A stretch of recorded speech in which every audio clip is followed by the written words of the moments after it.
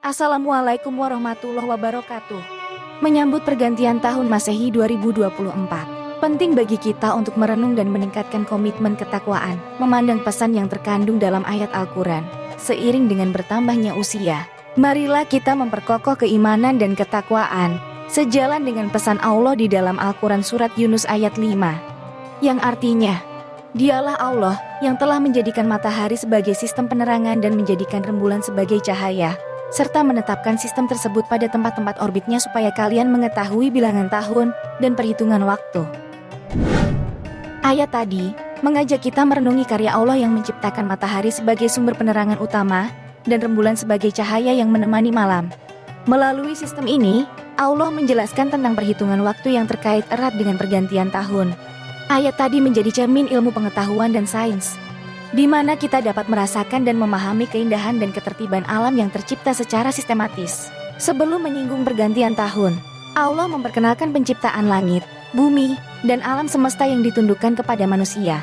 Bumi yang berputar pada porosnya menciptakan sistem waktu harian dengan pergantian siang dan malam sebagai penanda. Ayat tadi mengajarkan tentang keagungan penciptaan dan ketentuan yang telah Allah atur. Kemudian menyoroti matahari sebagai sumber cahaya utama yang memberikan kehidupan dan mengatur sistem waktu tahunan. Pergantian tahun terjadi karena matahari yang mengelilingi bumi, menciptakan siklus tahunan yang teratur dan terencana. Rembulan yang berputar mengelilingi bumi menciptakan sistem bulanan dengan penanda terlihatnya anak bulan atau hilal. Semua unsur ini diciptakan Allah dengan penuh ketertiban dan keindahan. Setiap entitas alam memiliki tempat orbit yang telah ditetapkan dengan tujuan agar kita sebagai manusia dapat mengetahui bilangan tahun dan perhitungan waktu. Saat ini, kita telah melalui 360 hari dalam tahun 2023, dan beberapa hari lagi, kita akan menyaksikan pergantian tahun menjadi 2024. Allah mengungkapkan bahwa segala sesuatu yang Dia ciptakan pasti terjadi dengan tujuan yang benar. Setiap makhluk dan fenomena dalam alam semesta ini memiliki tujuan dan hikmah yang mendalam, dan semuanya diciptakan dengan kebenaran dan kebijaksanaannya. Sebagaimana firman Allah di dalam Al-Quran surat Yunus ayat 5 yang artinya, Allah tidak menciptakan demikian itu, kecuali dengan benar. Dia menjelaskan tanda-tanda kebesarannya kepada kaum yang mengetahui. Allah menyatakan bahwa Dia memberikan penjelasan dan tanda-tanda kebesarannya kepada mereka yang memiliki pengetahuan dan pemahaman.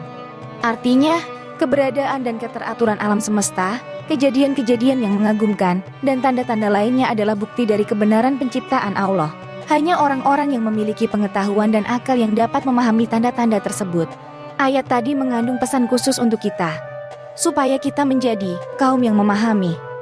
Ini merujuk kepada orang-orang yang memiliki pengetahuan, kebijaksanaan, dan pemahaman yang cukup untuk merenungi dan mengambil pelajaran dari tanda-tanda kebesaran Allah. Mereka diajak untuk merenungkan penciptaannya dengan penuh penghayatan dan kekaguman. 1 tahun telah berlalu. Sangatlah rugi jika kita tidak bisa menjadi pribadi yang tahu atau paham. Padahal adanya sistem waktu yang bermacam-macam dan bertingkat-tingkat itu telah menyajikan sekaligus mengajak kita menyaksikan ayat-ayat tanda kekuasaan Allah secara sangat rinci. Namun pertanyaannya adalah, sudahkah kita merasakan ayat-ayat tersebut? Sudahkah kita mengambil manfaat dan faedah besar dari ayat-ayat tersebut? Lalu, sudahkah kita meyakini dan mengimani ayat-ayat tersebut sebagai tanda-tanda kekuasaan Allah? Atau jangan-jangan kita selama ini hanya melihat-lihatnya saja, tanpa merenungkan mengambil manfaat, meyakini, apalagi mensyukurinya. Disinilah manusia itu benar-benar dalam kerugian, yaitu ketika berakhirnya suatu sistem masa. Dia masih belum juga bisa mengoperasikan keimanan dan amal solehnya, serta belum mampu saling berwasiat dengan kebenaran dan kesabaran. Oleh karena itu, kita harus tahu ayat tadi yang telah dirinci oleh Allah sepanjang tahun kita. Kita harus mulai introspeksi diri. Kita wajib mempelajari fikih pergantian tahun supaya kita tidak menjadi orang-orang yang merugi karena ketidaktahuan dan ketidakmautahuan kita.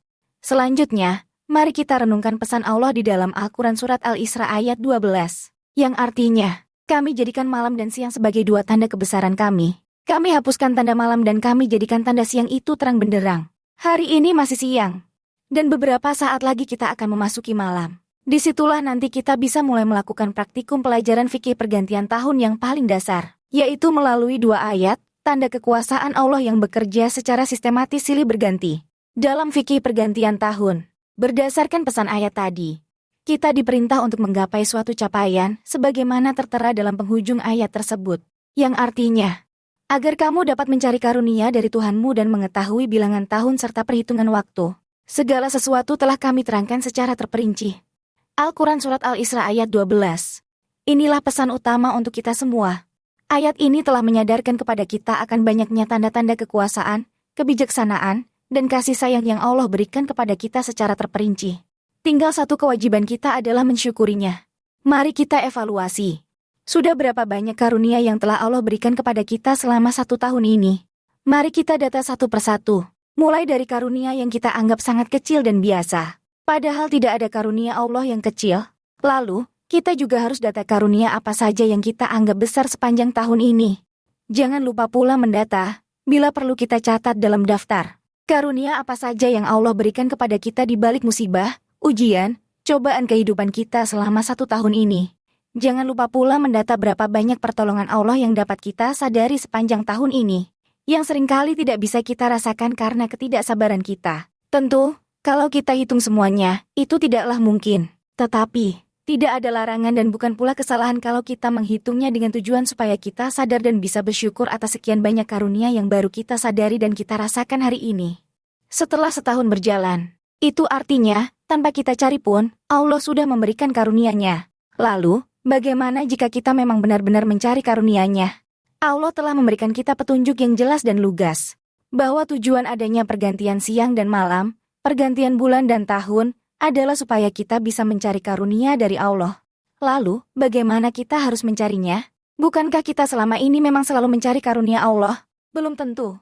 Kita selama ini bekerja, belum tentu mencari karunia Allah. Boleh jadi, yang kita cari adalah sebatas uang, sebatas harta, sebatas dunia.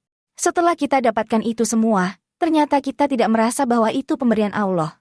Kita hanya merasa bahwa itu adalah uang kita, harta kita, dunia yang sudah kita upayakan dengan payah. Para ulama ahli bahasa Arab menegaskan bahwa kata fadol memiliki makna dasar ziyadah atau tambahan. Ia adalah lawan dari kata nakis yang artinya kurang. Sedangkan dunia ini selalu memiliki sifat kurang.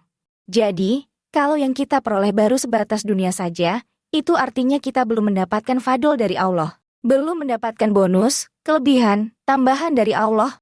Oleh karena itu, para ahli tafsir mengartikan fadol adalah pemberian dari Allah yang berupa hidayah dan agama yang benar. Sayyidina Ibnu Abbas mengartikannya dengan al-Islam. Imam Ibnu Atiyah menafsirkannya dengan hidayatullah ila dinihi. Jadi, itulah yang harus kita cari.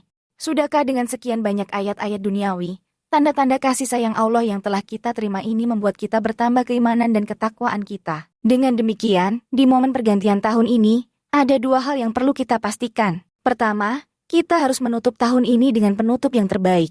Sebagaimana Rasulullah bersabda, sungguh, hasil nilai amal-amal perbuatan itu ditentukan oleh akhirnya.